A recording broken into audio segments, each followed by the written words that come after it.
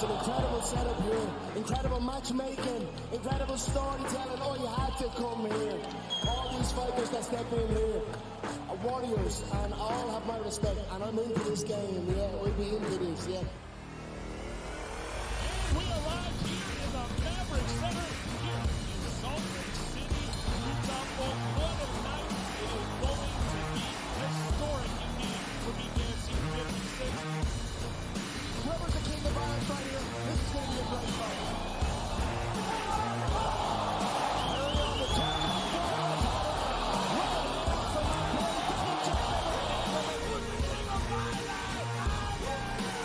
Combat fighting in its purest form, bare knuckle fighting in the city of angels.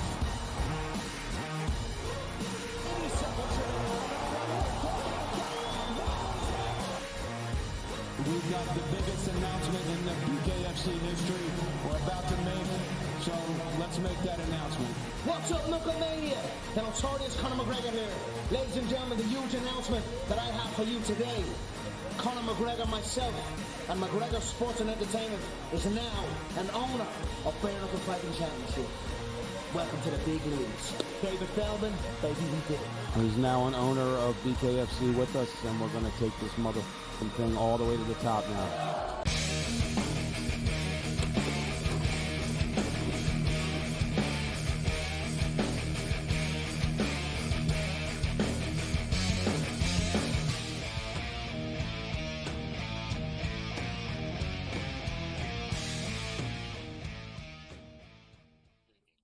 This is SportsRage. I am Gabriel Morency, the Prince of Players, the Hustlers, the people, the bustler, but everybody else in between. Sirius XM Channel 159, SportsGrid Radio and Television Network, and much more.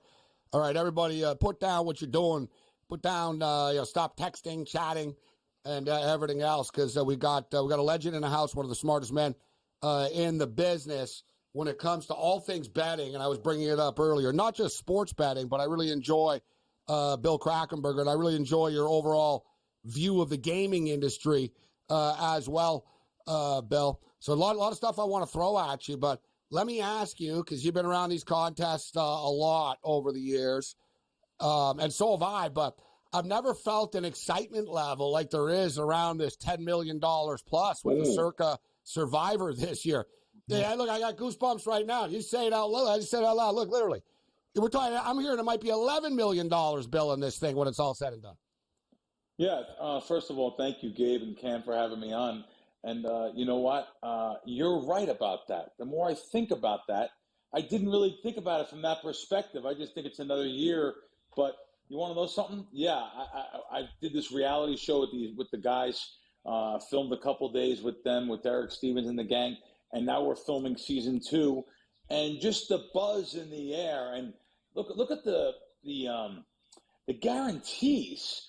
Like, how do you know to raise it another $2 million or something? By the way, in the Circa Millions, I don't know if we'll get to that guarantee. I think it's going to be an overlay. So I'll be looking, even though the Circa Survivor is definitely funner is a word. It's a funner experience, but the Circa Millions is probably the value. Is the Circa Millions contest? I would think that's where they're going to be an overlay. Which that means for anyone that's listening out there. Derek Stevens guaranteed $6 million, and we're a couple million, and I think it's like $2.5 million short of that right now. I just don't see in 10 days or whatever them getting that many people. I think we're going to have, even they have forecasted at least a $500,000 overlay for Circa Millions. Survivor, you're right, Gabe. That may reach 11 million, which when they first announced it, I didn't know if it was going to get there, but there's so much buzz around it. People all over the United States know about this, all over the world, really. They all know about this now. It's real simple. If there's one winner, it's guaranteed $10 million to the winner. Like Gabe said, it's probably going to be $11 million. We all know it won't come down to one guy, though. It's going to come down to multiple teams. But I can guarantee if Cincinnati loses the first week, there may be 6. You're right. Yeah, there goes 5,000 entries. There goes 5,000 entries right there. Minimum. Yeah, no. Minimum. So, it's funny you talked about the Circa Millions. I think it's almost his own success. So, you know what I mean, with Derek. And the Survivor is so big, and the draw, the allure, if people are standing there, Bill, and not everybody has money for 10 entries and this and that, right? So if a guy or a girl is standing there and they have $1,000 of money for a proxy, they see that $10 million in the Survivor, and quite frankly, you only have to pick one game a week, even though extremely difficult. I think that's somewhat of an allure. But let me ask you, Bill, about this, because I don't think fully people get it. You have to play the Black Friday games. You have to play the Thanksgiving games. You have to play the Christmas Day games. So in other words, Bill, you can't play those teams, right? You can't play those teams earlier in the year. You're going to box yourself out, and you don't want to save just one or two of them, right, Bill? You want to have an option so you can, say, you know what? I can actually pick who I like in these games instead of being forced into a side. So what Gabe is saying there is very important, and it's something I kind of always think that everyone just knows transparency of what this is going on, what's going on. Very smart, very good, Gabe. What he's saying is you have to go 20 weeks in this contest, 20-0. So, or until the last person survives, which is going to be the end, I'm sure. But you have to go 20-0. The extra 2 weeks there are the Thanksgiving Day games and the Friday games. So they throw some away. That's considered its own week. That's the real trick to this contest. That's considered its own week. Then Christmas, same exact thing. You're throwing extra couple games in there. You have to save one of those teams. But it's so hard to, let me just tell you, last year and the last 2 years, like the sharp guys were out of this thing pretty early. I mean, we had a chance to buy back in. Luckily enough, I bought back in with Fezzik last year on a part of a team, L.A. Jones, that won $400,000. I'm sorry, he won. He actually won one of the survivors at the end, the 4 survivors, and Fez wound up winning about $400K, and I had a piece of that, which was nice. But we had to buy back in because we all got knocked out. This is a lot of luck involved too. Yeah, you have to go 20-0, not against the spread. So it sounds so easy. Oh my God, picking teams, no spread involved. Yeah, I can do that. Yeah, sure. Until without picking the same team twice. So 20-0 without picking the same team twice, Cam. Think about that. So I remember Cam in the old days when we went. It was a long time ago. But may Brian Blessing rest in peace. But this is like 20 years ago. And Bill, I thought it was the greatest thing ever. And after a couple of drinks, me and Cam thought we were going to conquer it. It was at Sunset Station, and they had the card. Same thing. It was basically pick 20 games, we'll give you $1 million. Yeah. And we were like, we're filling them out. I swear, I think I had a 13-gamer one too, Bill. I was like, son of a bitch, I won the first 13. But it's not easy, right? And you think 20 games, bro, not easy. And Gabe, guys, look at the Miami game versus Tennessee. They were friggin' 14.5-point favorites. Oh my God. Gabe, somebody's going to get tripped up, like you and Bill said. Like Cincinnati, imagine they come out cold and New England steals that game. Like, party's over first week. It could happen. It happens a lot. To be honest with me and my guys, we're actually a little bit high on Burrow this year. We like Cincinnati. So, and I'm against, one of my biggest against teams is New England this year. I bet under 5.5. I bet under 3.5 wins even at Circa, taking 3-1 for a max bet. Me and Fez split that about 2 weeks ago. I just think they're probably going to be the worst team in football. But that doesn't mean nothing, because we all know any given Sunday, anything can and will happen. And that's exactly, you guys are showing the schedule up there. If I look at the first, 7 games, I'm not forecasting them winning any of them. Maybe they could beat the Jets. I don't even know. You just look at these teams and look at these games. But I just don't think they're going to have a good season. But I'm also anti on a couple of teams. And maybe that's the way to go in the Survivor contest. Maybe you just pick on the top 5 worst teams, if that makes any sense. I thought about that, Bill. And I thought, is it too obvious? I was like, well, how about we just bet against Carolina and New England every week when they're on the road, not blindly, but you know what I mean? As a method of picking on those 2 teams, that could get us pretty far. If you know what I mean, if they keep, like you said, you just show the Pats. You think it's not inconceivable they start the season 0-7 type of deal here. Yeah. And I'll tell you something too. I met a guy over at the South Point, a kid. He's a dealer in one of the casinos in town, in the Center Strip, and he had 1 entry, and I've known the kid for 20 years. And he's like, Bill, I won $17,700 last year in Circa Millions. This is in millions. I was like, wait a minute. What do you mean you won? He said, I had one entry, and after 5 weeks, I was in like almost 2,000th place. And when it got down to the last week, this is with one entry. It reminds me of an old scene from it's a 29th Street. It's an old good movie about the New York State Lottery, true story.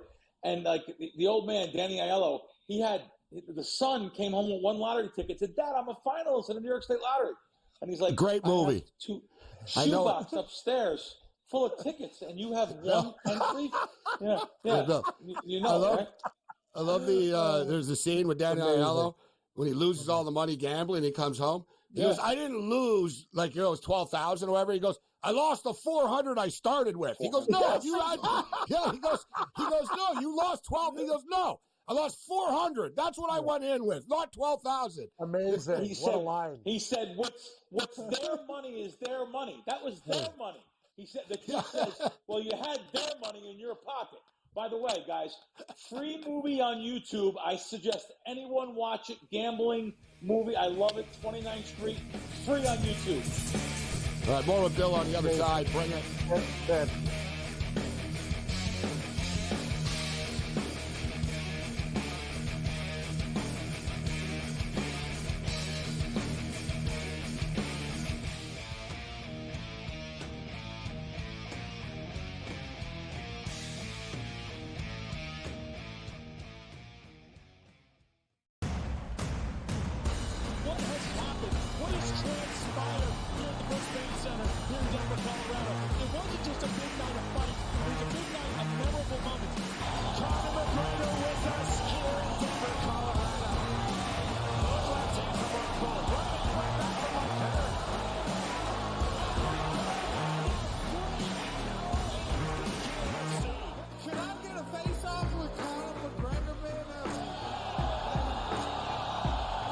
It's an incredible setup here, incredible matchmaking, incredible storytelling. Oh, you had to come here.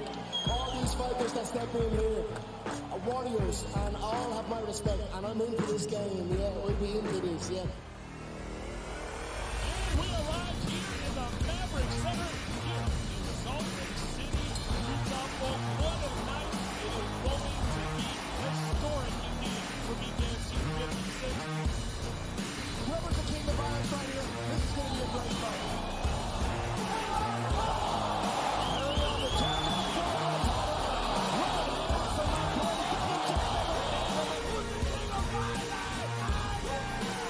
Combat fighting in its purest form, bare knuckle fighting in the city of Angels.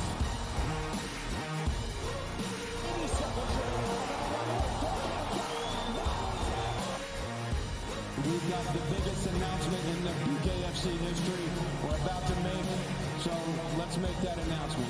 What's up, Knucklemania? The notorious Conor McGregor here. Ladies and gentlemen, the huge announcement that I have for you today. Conor McGregor, myself, and McGregor Sports and Entertainment is now an owner of Bare Knuckle Fighting Championship. Welcome to the big leagues. David Feldman, baby, we did it. He's now an owner of BKFC with us, and we're going to take this motherfucking thing all the way to the top now.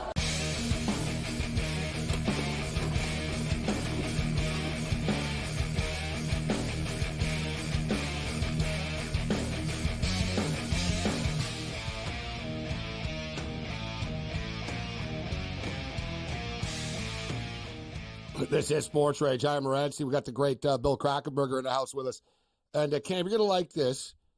You're going to like this, Cam. And Bill, you would know this, Bill. I didn't know this as someone, too. And you figure I would sort of know, but don't know everything. That's why it's great to learn this stuff. But about the 000 on roulette wheels in Vegas, where they use the logo at the top here, Bill.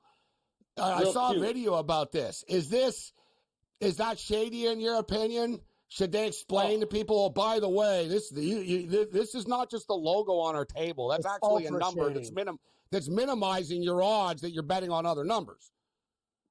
Real cute they are with that logo. People come up and think, oh, that's the Caesars logo. How? It's actually one of the digits on the wheel is the Caesars logo. It's real cute what they do here. So now they take a 5.26 game and want to bring it to almost 9%.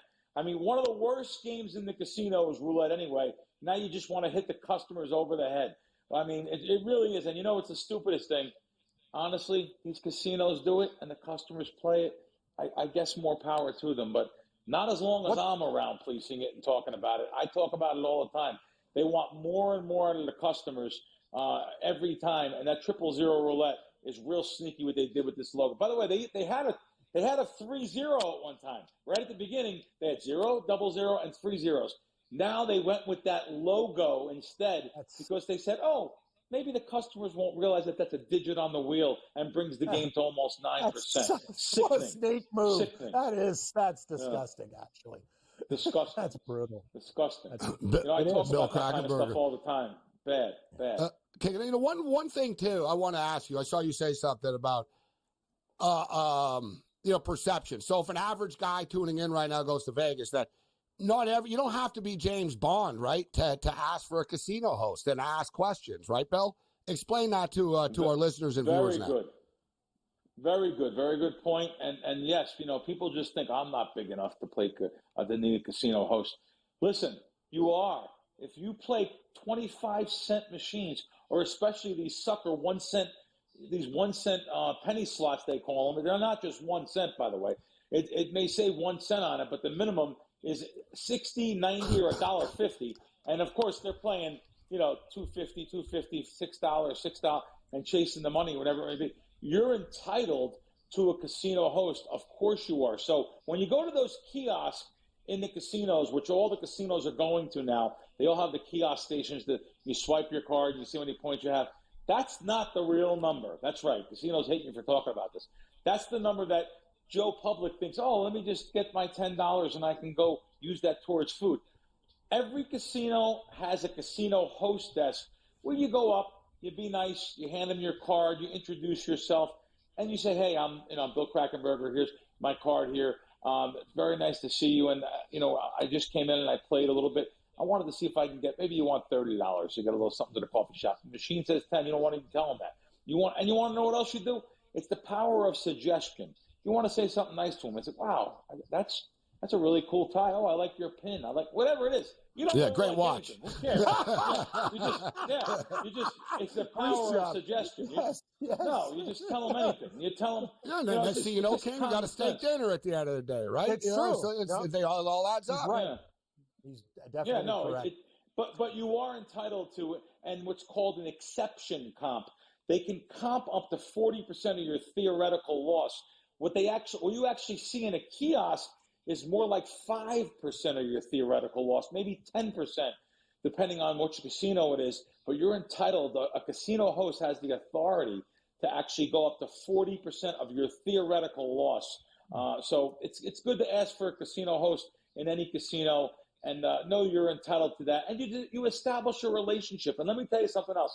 I don't think I've ever said this on a show, and I probably get myself in trouble. But that's just the way I work. I just can't help myself. I have no filter. Listen, every casino host takes a little duke, takes a little something on the side.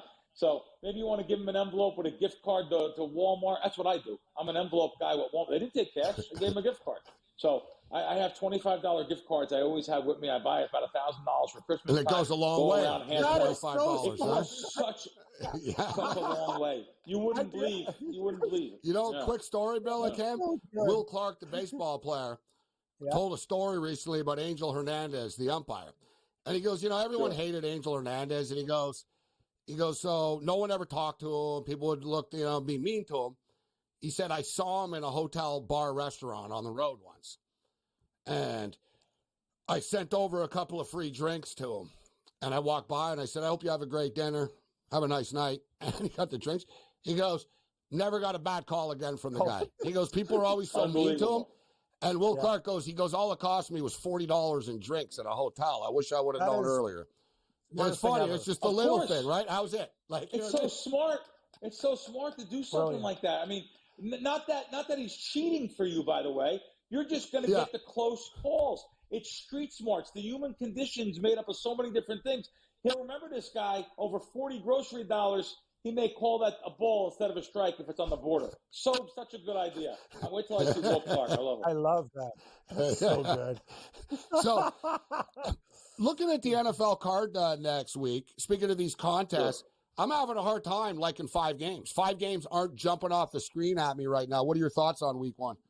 So I just took a picture of my live odds screen just to see the openers versus the closers. I just bet a total today, but it moved, but I still like it. After we bet it, Tennessee, Chicago, I bet over, by the way. There's still 44.5s out there. It's not worth a big bet, but it's still worth a bet. So Tennessee, Chicago, I bet over 43.5 and a little over 44 reduced juice. I think there's going to be some scoring in that game. But I'll just tell you now, if you look at these games, I actually sent out some of these games. I sent out Minnesota +1. I still like them on the money line versus the Giants. I can't even believe they were underdog at one time. So they're like minus a 120, 125 favorite on the money line that I'm looking at here. So I still lean.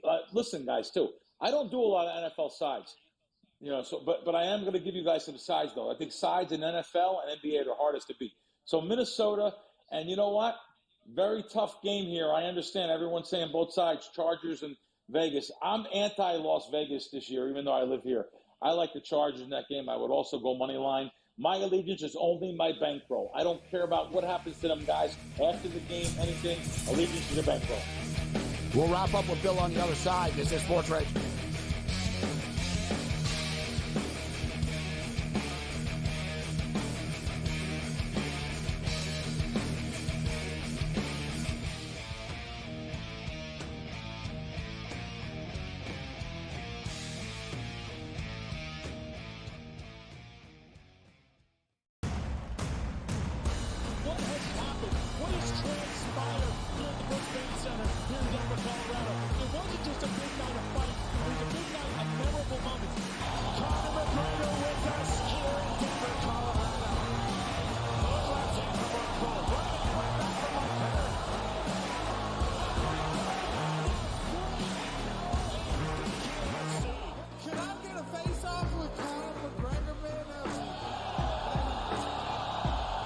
It's an incredible setup here, incredible matchmaking, incredible storytelling. Oh, you had to come here. All these fighters that step in here are warriors, and all have my respect. And I'm into this game. Yeah, we'll be into this. Yeah. We arrive here in the Maverick Center here in Salt Lake City, Utah. What a night it is going to be. Historic indeed for BKFC 56. Whoever's the king of violence right here, this is going to be a great fight.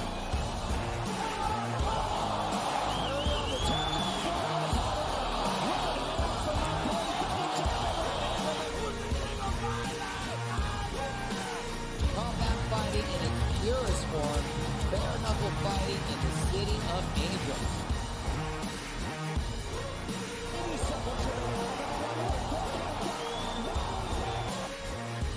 We've got the biggest announcement in the BKFC history we're about to make, so let's make that announcement. What's up, Knucklemania? The notorious Conor McGregor here. Ladies and gentlemen, the huge announcement that I have for you today. Conor McGregor, myself, and McGregor Sports and Entertainment is now an owner of Bare Knuckle Fighting Championship. Welcome to the big leagues. David Feldman, baby, we did it. He's now an owner of BKFC with us, and we're going to take this motherfucking thing all the way to the top now.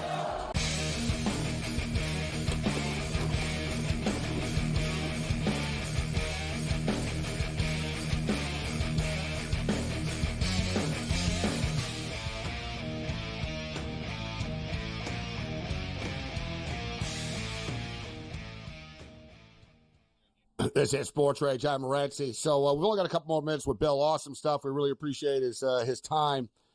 So Bill, you were saying that not much of a sides guy. You look more at totals. But I brought this up last week as well. We were talking with Paul Bovey about week 1, and we talked about it's kind of a carcass right now. It's like a Thanksgiving dinner, right? The meat's been picked right now, Bill. Right? Everybody's been taking shots at these games. For the last 2 months. Months. Yeah. Many months. Paul Bovey. I love Paul Bovey. Let me just tell you, I took Paul to breakfast one time about 3 years ago. I'm going to bust his chops a little bit. Took him to breakfast. I said, Paul, come on, we'll go. And I took him out. Of course, I'm buying. That's the way it works. But Paul, next time in town, he goes, hey, I'm going to return the favor. I said, okay, Paul, where do you want to go? What do you want to do? He goes, come on over to my motel. I'm staying by the stadium. I went over, and I'm in the car. He goes, no, come on in. I said, okay, I'm in the car. I said, I'll park. You want me to go in? he gave me the freebie that comes with the room. Like the motel has free breakfast. He gave you the continental croissant breakfast. Wow, this is so good. We gotta remember this one, Gabe. No, this is perfect. I have powdered eggs. I was like, Paul, it's okay. I know I have an allergy to money. I don't care. I'll go. That's so. Anyway, sorry, Paul. It is what it is. But he invited you to breakfast. It was the motel comp breakfast. Yeah, that's so good. Touch the Bible. No, touch the Bible. Yeah, he never stays in the nice places. He likes the off-script places with the kitchenette and everything. No, yeah. It was actually like Hampton Inn or something. It wasn't a bad place, but I'm in the car. He says park. Never tells me to come in. I come in. What's up, Paul? Well, come on, let's go eat what? I mean, they have that watered down orange juice that has 90% water, 10% orange. It was okay, I guess. I mean, he's on tomorrow. I'm coming at him with this one. This is so good. When he tells you to put the ticket under your pillow, I say, yeah, Paul, we got a story for it. No, it is what it is. Great story. To go back to life. So now we have the South Point here, which does not move juice on sides. So around the 2 or around the 3, I mean, it's pretty good. I'll tell you, they have the Kansas City -2.5, -10. No one in the world has that. Everyone has 3 dog juice or -2.5, -20. So we have the advantage here because they'll go from 2.5 to 3. They took a $200,000 bet. Actually, I posted a ticket on Twitter. They took a $200,000 bet on Baltimore +3, went to 2.5, and they're looking for that -2.5 now. Well, I bet it. So I did bet that game minus a 2.5. Monday night home opener, Kansas City, which last year they lost to Detroit, by the way. But I'm hoping this year they can avenge that. I just think it's a good Kansas City money line you guys are showing there, -144. I'll just tell you, a lot of times I don't really middle games unless something jumps out at me.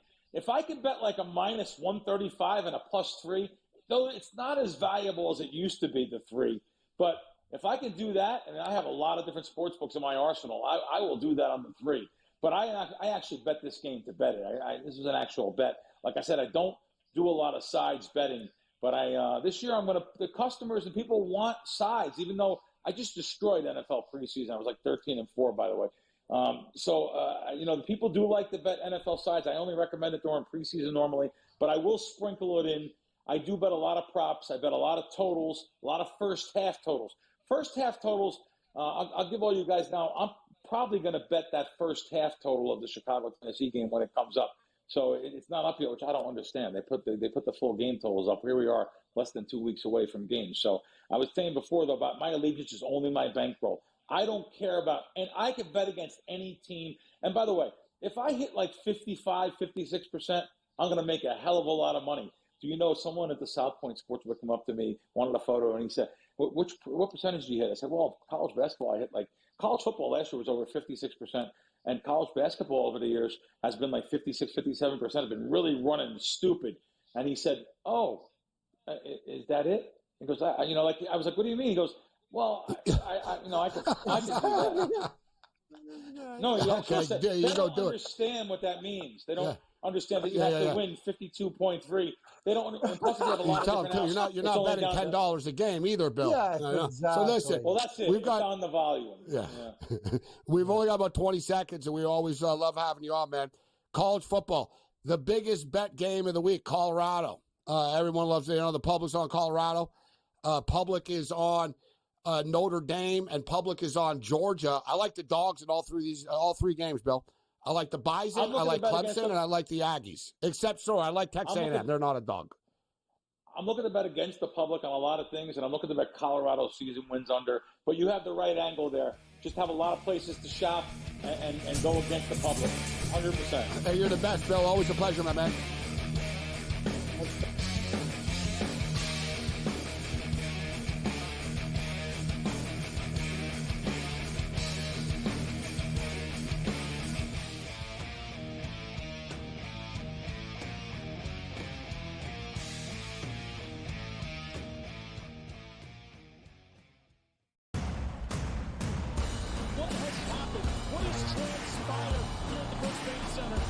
Colorado.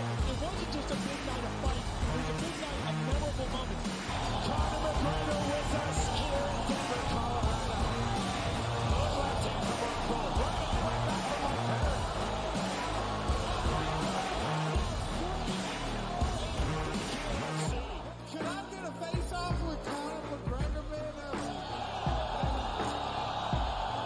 an incredible setup here, incredible matchmaking, incredible storytelling. Oh, you had to come here.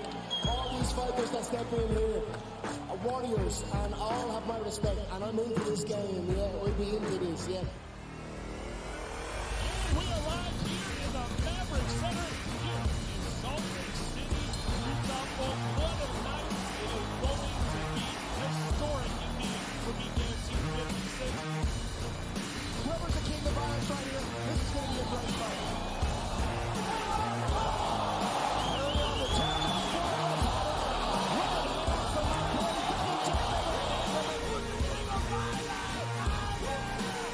Combat fighting in its purest form, bare knuckle fighting in the city of angels.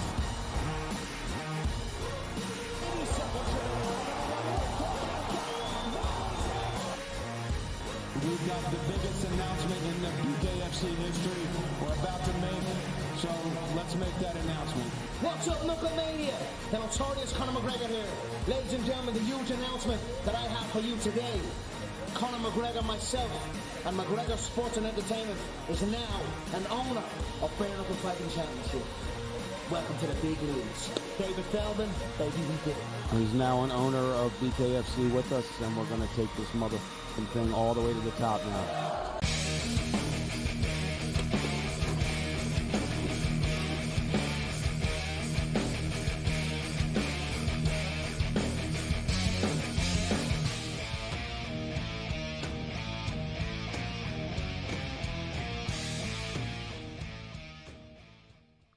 That was awesome stuff with the crack man, Bill Krakenberger. Just, great. I mean, this guy just lives gambling. You know what I mean? 24/7. He lives the life. He is the life. Casinos, bets, slots, tables, any advantage. You know what I mean? Like, how many people would tell you, like, roulette? Oh, that 5.2% to nothing. Dude, like, he knows every angle, every advantage, every disadvantage, how they get you. And honestly, it's terrible, Cam.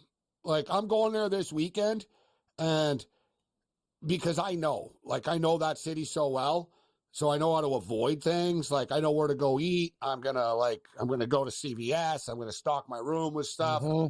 But it's over the top now in Vegas. Somebody posted a ticket the other day, a fee. It was on Bill's Twitter account. They took $500 out, Cam, from the ATM in the casino, and there was a $79 charge. That's wow. Honest to God, Gabe. So it's not like they're not doing, Cam. So they're not just doing like, okay, accept the $6 fee. It's like per 100 that you take out. So they added it. So yeah, you want 500? We're going to charge you 79. So you're already down $80. Which is, I'm not a mathematician, but you're down like 18%, 17% or something already before you even bet.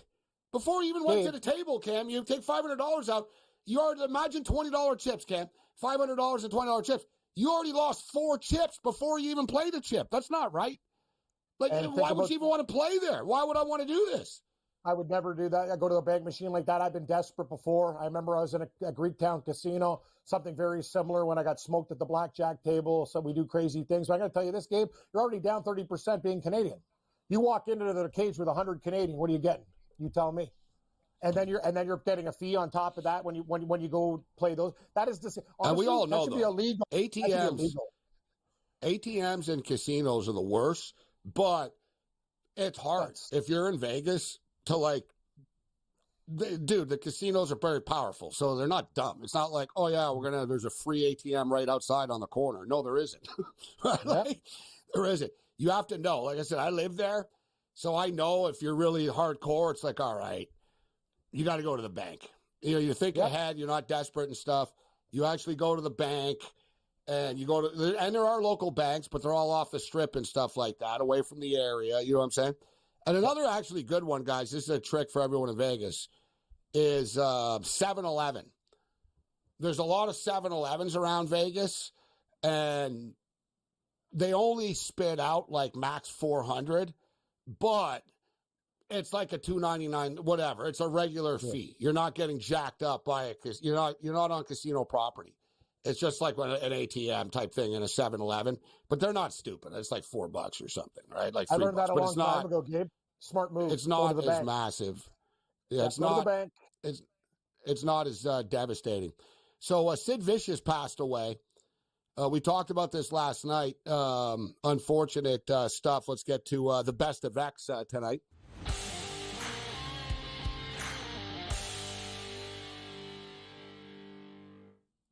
So Sid Vicious passed away, 63 years old. You know, this dude was 6'9". I saw him live a bunch of times. He really was like scary in person. And he was like freaking hardcore, like for real. He never, he was a champion a couple of times, but he had a short-lived career. It wasn't like he wasn't beloved by the company and stuff for the most part. And every time, listen, these wrestlers have the craziest stories ever. And if you remember, Kev, I told a story about Macho Man Randy Savage when he was younger, before he was a big star, when he was wrestling. He wrestled in Memphis, and he went to a Waffle House after. And he sat down. It was the middle of the night, and he ordered. It was kind of empty in the place, and he ordered like breakfast overnight. And they were taking a long time. And I guess because the cook got married, got engaged to like a waitress in the place. And Macho Man, they came out and they said, "Oh, we're going for our honeymoon. We're getting married." And Macho Man said, "Who do you have cares?" And Macho Man said, "Who do you have cares? Just serve me." And he said to them, and the cook went after him with a knife and stuff. So it turned into like this massive big brawl. And Macho Man wouldn't come out. The Memphis police had to set a dog in, and that was the only thing that got Macho Man out. That was a police dog that attacked him. So, unbelievable. like, these wrestlers behind the scenes are freaking nuts, right? That's why they do what they do. But here's a crazy story that came out today. Well, it's been out there before, but if people don't know it about Sid Vicious. So they went on a European tour in the late 80s.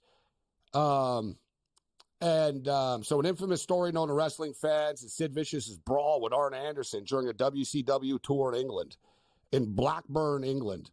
Involved a group of wrestlers, broken beer bottles, a pair of scissors, and a hotel chair. So they were drinking, and Sid Vicious told everybody, "You know what's wrong with this business? We have an old man and Ric Flair who won't get out of the effing way." And he said this in front of everybody. Arn Anderson is good friends with Ric Flair and part of the Four Horsemen and stuff. They started going at it, but they went back to a hotel. And this is like from Sid Vicious's own words. "As I was going to my room, a bunch of the other guys were in the hallway, and Arn Anderson broke a beer bottle and threatened to stab me with it." He goes, "I got to my room without getting stabbed, but," he goes, "once I got to my room, I grabbed a hotel chair." He goes, "I went back and I knocked on his door, but I realized the intoxication was having an effect on both of us, and I wanted to calm things down. Arn comes out, and I left, and I turned my back, and I see the doors open, and I turn around, and there's Arn Anderson with a pair of scissors in his hands."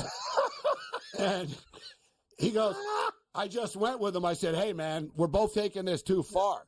And then he just came at me and started stabbing me with the scissors." Wow. Double A. Double A. All over Ric Flair. So the situation escalated. They both stabbed each other. Arn Anderson was stabbed 20 times. Sid Vicious was stabbed 4 times. They both probably would have died if not for other wrestlers breaking it up in the hallway. Despite the near-death incident, neither man pressed charges on each other. Yeah, like that. They're like, "No, whatever." So neither man pressed charges on each other. Instead, they exchanged apologies and ended up actually getting along and becoming friends. However, WCW President Eric Bischoff fired Sid Vicious. After it happened, Arn Anderson received a suspension. And that was kind of one. And he got brought back, but he broke his leg years later. But that was sort of the end of his fame type thing. Well, great call, Morency. And you remember, Double A, part of the Four Horsemen, like friends like Tully Blanchard, all the old school maniacs there. And That's the thing. If Sid Vicious was part of the crew, he would have just got reprimanded as well. That's one of those things about that. Like Double A was around for so long, like absolute legend, wrestling in every federation. And man, that's wild stuff. Like these guys are nuts. Like, hey man, we're trying to calm things down. Next thing you know, come out and get stabbed with scissors. Like this is not part of the act. This is like real life. Sid Vicious. So Sid Vicious is a big guy. So what was he planning to do with the chair? He goes, I went to my room and he said I grabbed a big hotel chair and I went to Arm's room. Yeah, he was like, and then he said, I realized, we were both intoxicated and it was going too far. I like that. Hey, we're going too far. And then Arn just says, you know what, F you, and stabs him with a pair of scissors. Of the old school guys. Like, good luck. But Arn Anderson ended up getting stabbed. The best line is after, neither press charges. Like police can't. They're like, nah, we're not pressing charges. The alcohol won that night, Morency. It always wins. That's great. What a story. That's fantastic. That's unreal, actually. I didn't know that story. Yeah. Wow. Yeah, no, that's like I said, these guys are all nuts behind the scenes. There's the famous, too, Bret Hart smoked Shawn Michaels, knocked him out once backstage. I know that.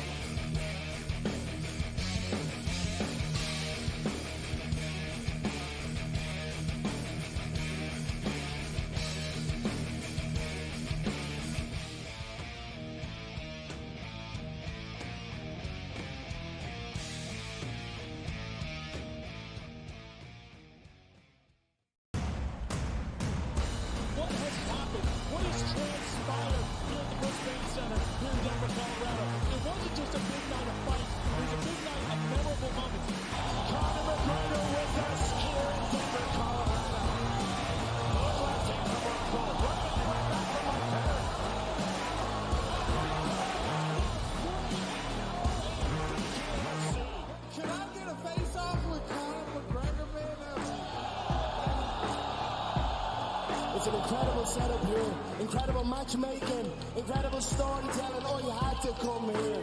All these fighters that step in here are warriors, and all have my respect. And I'm into this game, yeah. We'll be into this, yeah. And we arrive here in the Maverick Center here in Salt Lake City, Utah. For what a night it is going to be. Historic indeed for BKFC 56. Whoever's the king of violence right here, this is going to be a great fight.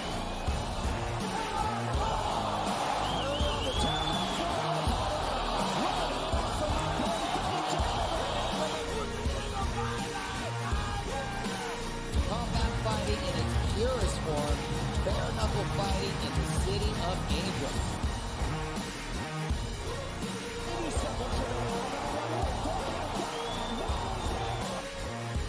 We've got the biggest announcement in the BKFC history we're about to make, so let's make that announcement. What's up, Knucklemania? The notorious Conor McGregor here. Ladies and gentlemen, the huge announcement that I have for you today. Conor McGregor, myself, and McGregor Sports and Entertainment is now an owner of Bare Knuckle Fighting Championship. Welcome to the big leagues. David Feldman, baby, we did it. He's now an owner of BKFC with us, and we're going to take this thing all the way to the top now.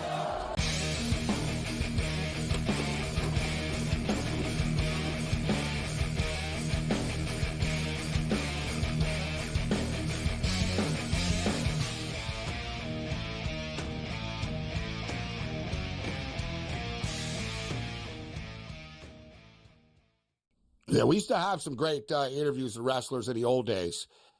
Nowadays, all these old wrestlers want to get paid, right? They do the shoots, it's called now. And they all, like, people pay them for YouTube stuff. So, like, yeah, you basically got to pay him. Like, you give Greg the Hammer Valentine $5,000, he'll sit down and tell you every wrestling story he has, right, behind the scenes. But they don't like doing it for free anymore. They used to just come on. Be like, oh, yeah, sure, I'll come on. But a lot of our best interviews ever, like, we had some really good ones. Bret Hart was, like, super good. That was really, really cool because I'm a massive Bret Hart fan, so that was awesome. Raven was, like, one of the funnier ones. Raven was really, really cool. The older ones were good. Rick Martel. Yeah, Rick Martel. I had a lot of the old guys on. The modern ones, it wasn't good because I was on the same network that WWE had, and they didn't like the modern wrestler going out of character. You're right. And I was like, I can't interview these people about their stupid little feud that they have, like, or something. Like, you know what I mean? So like, I want to sit sensitive, here, too. so tell me about this. And they were like, nah, he's asking, it's too. Basically, I was asking questions that everyone does now, right? Like before, they didn't want to pull the curtain. Like, and I was sort of, we all know what's going on behind the scenes. Just tell us. And they don't like that. Nowadays, whatever. It's almost too much behind the curtain now. But I like what Triple H said. We'll move on for this, but I like what Triple H said. He said that's part of the business. You know what I mean? Like, he goes, you got fans that know everything behind the scenes, and you got people that don't know and think it's real, or like, there's so many different sides to it. But the people that like know what's going on behind the scenes are super fans. That's why they know what's going on behind the scenes with this stuff. So wrestling's still booming, but let's get to the father and son one here, Tom, if we can. College football season is here, and best of X. It's amazing how many father and son combos of legends that are playing right now this year. Do we have music for this one, or is it? No, you just got the tweet. All right. So we'll start off at the top here with Shedeur Sanders, son of Deion Sanders. Plays on Thursday night. E.J. Warner, Kurt Warner's son, is the quarterback at Rice. Dylan Raiola, Dominic Raiola, was a legend at Nebraska and Detroit Lions. His son is the new quarterback of the Nebraska Cornhuskers. This one's awesome. Chad Pennington's son, Cole Pennington, the quarterback at Marshall. Same school. That's pretty badass. Another Pennington at Marshall. UCLA, Henry Hasselbeck, Matt Hasselbeck's son. He's not going to play, just for the record. Good luck, Henry. You're welcome to UCLA, but you're not going to, No, they got a pretty good quarterback, UCLA. Chase Garber's good quarterback. Yeah, I like him. Owen McCowan, Josh McCowan's son. We knew that. UTSA, he's good. Owen McCowan is very good. UTSA quarterback. They can go to the playoffs. Emmitt Smith's son is a running back on Texas A&M. It goes on and on and on. It's crazy. Emmitt Smith. E.J. Smith is a running back on the Texas A&M Aggies. Edgerrin James's son, Eden James, is on Howard. Mushan Muhammad's son, the wide receiver of the Carolina Panthers, is also on Texas A&M. Moose Muhammad. Michigan State wide receiver, Antonio Gates, son of Antonio Gates. Dude, it's insane. Minnesota Golden Gopher wide receiver, Christian Driver, son of Donald Driver. LSU tight end, Mason Taylor, son of Jason Taylor. Nebraska linebacker, Willie McGinnis, the fourth, speaks for itself. It's insane. I've never seen anything like this. Tennessee defensive back, Christian Harrison, Rodney Harrison's son. Notre Dame safety, Kennedy Urlacher, Brian Urlacher's son. Notre Dame safety, Jordan Clark, former Steeler and ESPN's Ryan Clark's son. And I love this, that Adam Vinatieri's son is also a kicker. A.J. Vinatieri is the kicker with the Louisville Cardinals.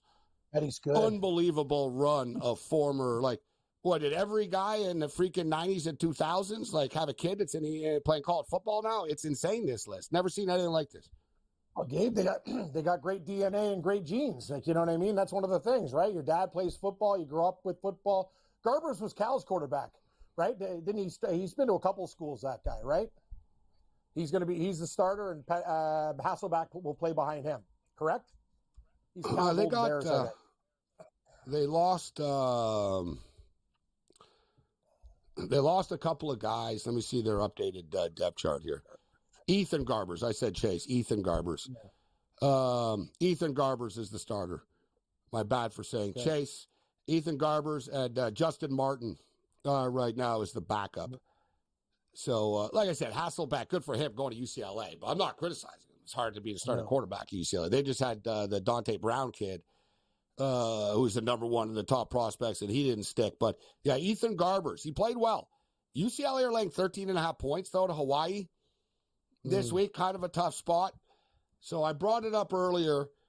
The most 3-bet games this week at the sports books in college football. The number one bet game is the Colorado Buffaloes and North Dakota State. And it's all over the place. One of the most bet money lines is North Dakota State. but there's also the public are all laying the points with Colorado as evidence right now of the fact that it's up to 10 points. It's really starting to climb. I don't know how much higher the sports books are going to want to go here. Maybe we can squeeze out a 10.5, but I don't know. Maybe it just continue. These markets are crazy now, right? It's sports betting's legal everywhere, so the markets kind of change more than they used to. It's so volatile, but money's pouring in on Colorado here. They're the number one bet team of the week, and they're also the number one bet team to win the national championship this year as well. I got to tell you, Gabe, it's kind of like what the you told biggest the crack liability man. the sports book has is the Colorado Buffaloes, but that's why Derek Stevens and everybody in Vegas are building these nice new sports books with pools, because people are betting Colorado to win the championship. Exactly. That's Gabe. why they'll give you a free thing. steak dinner. They're like, hey, you want to bet Colorado to win? Yeah, we'll give you a free steak dinner, kid. No problem. For sure. Like I said, you know what? If they bet it up, I'm going to take the other side. I know you were talking about the that Clemson Georgia game is wicked. I'm with you. I lean Clemson right now. Like, I know Georgia's a great team, but 13 seems like a lot of points, and I'm kind of with you on Texas A&M as well. I think they could beat Notre Dame, so I think we're reading each other's mail.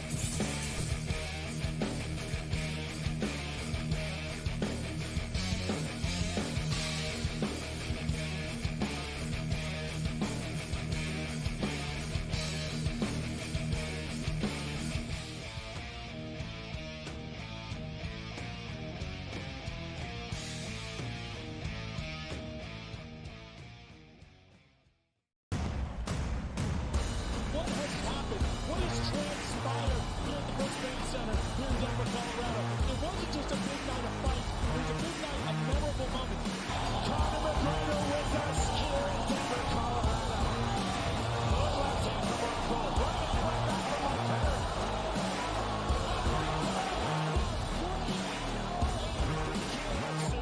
Can I get a face-off with Conor McGregor, man?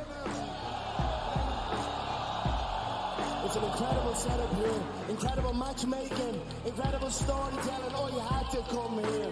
All these fighters that step in here are warriors, and all have my respect. And I'm into this game, yeah. We'll be into this, yeah. And we arrived here in the Maverick Center here in Salt Lake City, Utah. Folks, what a night it is going to be. Historic indeed for BKFC 56. Whoever's the king of violence right here, this is going to be a great fight.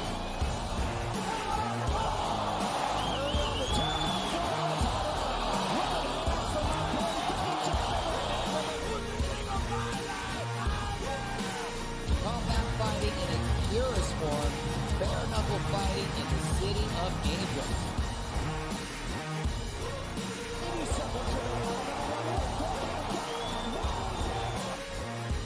We've got the biggest announcement in the BKFC history we're about to make, so let's make that announcement. What's up, Knucklemania? The notorious Conor McGregor here. Ladies and gentlemen, the huge announcement that I have for you today. Conor McGregor, myself, and McGregor Sports and Entertainment is now an owner of Bare Knuckle Fighting Championship. Welcome to the big leagues. David Feldman, baby, we did it. He's now an owner of BKFC with us, and we're going to take this motherfucking thing all the way to the top now.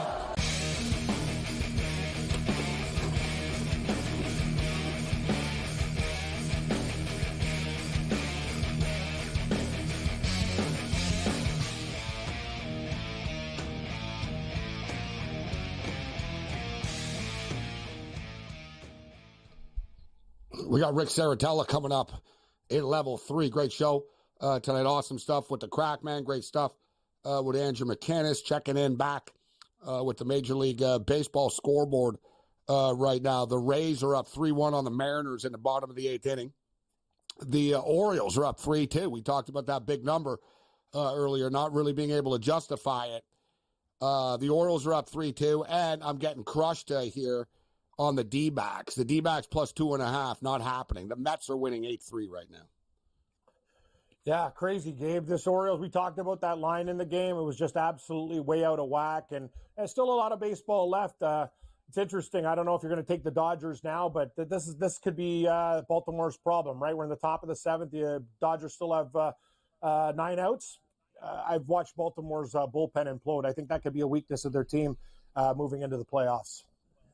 We rolled the dice with the in-game stuff. Didn't work out for us. I lost the in-game total 6.5 in the Cleveland game as well. So rough night on the diamond. Nothing huge, but still, I'm not a fan of being on the wrong side of this. But the Dodgers could still come back, as Cam alluded to. So Thursday night, Coastal Carolina and Jacksonville State, 8 o'clock Eastern. Jacksonville State are 2.5-point favorites in this game. The total is 54. North Carolina and Minnesota is at the same time. We got 3 games at the same time. The North Carolina-Minnesota game is an interesting one as well, right? The Golden Gophers are not an easy team to deal with in Minnesota. North Carolina have lost a lot of talent, yet they're laying 2 points here. I brought it up earlier. You got the kid from New Hampshire taking over at Minnesota, so it's a big step up in class for him. His first game here, very intriguing game. Tar Heels are 2-point favorites, and North Dakota State are up to 10-point favorites right now. Florida Atlantic and Michigan State. Aiden Childs takes over. We talked about the Aiden Childs video in which he told people to take the over. People are not buying in because it was like 47. It's down to 45 right now. So surprisingly enough, the quarterback says bet the over, and people are like, no, it's a trap. You're trying to fool us. That's the best. That's a low total, though. I think we can get there. Your total, listen, man. I think Florida Atlantic are not a bad team. Florida Atlantic in the past would go into these spots and kind of get lit up, but this isn't the same Michigan State powerhouse anymore. This is a rebuilding Michigan State team. Jonathan Smith comes in from Oregon State, takes over in East Lansing. Brought over a couple of guys, though, so as a Michigan fan, I'm not fearing the Spartans, but I do know they're going to get better here with Jonathan Smith. They're going to be a scrappy team. He's a good coach. Oregon State played a scrappy brand of football. He relishes being the underdog and stuff. But laying 14 points, I actually think Florida Atlantic are a live dog here. I think Florida Atlantic have the talent to hang around with a Michigan State team that's not that deep. Michigan State have a really good quarterback in Aiden Childs, who comes over from Oregon State. But I do like the over here. It's 45, and I also think that Florida Atlantic can hang around. Temple and Oklahoma right now, it's 42. I think the Oklahoma Sooners are going to murder Temple. Western Michigan and Wisconsin's 23 right now. And I want to bring up the game Sunday night. LSU and USC. The total's been, all the numbers been bouncing around in this game, but the total was up to 66.5 at one point. It went down to 63. It's now at 64.5. So my advice to people out there, if you're betting the over of this game, probably bet it now. Like, the public is going to start to hammer this. It's the last game of the weekend, so it's just going to be hit like all weekend long. So, and especially Sunday, it's a standalone game. It's a big-time game with USC and LSU. It's going to be on national television on Sunday night. No one's betting the under of this game. So, if you're betting the over of this game, bet this game now. Point spread's now 4.5. LSU's minus 4.5, Cam, against the Trojans. What do you think, Gabe? Hey, LSU's been notorious chokers in their openers. It's like USC. They're still a very good team. I'm leaning towards the points, but the game we'll talk about Thursday, you brought up a great point. Minnesota, that's a hard place to play. I think I'm going to take the 2 with Minnesota Golden Gophers and the money line. I think I'm on Minnesota. Yeah, both teams breaking in new quarterbacks, right? You almost want to rather have the home team in a spot like that. North Carolina are going to have more talent, or I should say more speed than Minnesota, but I think Minnesota can just sort of run the ball down North Carolina's throat and grind out an ugly win. Level 3 next.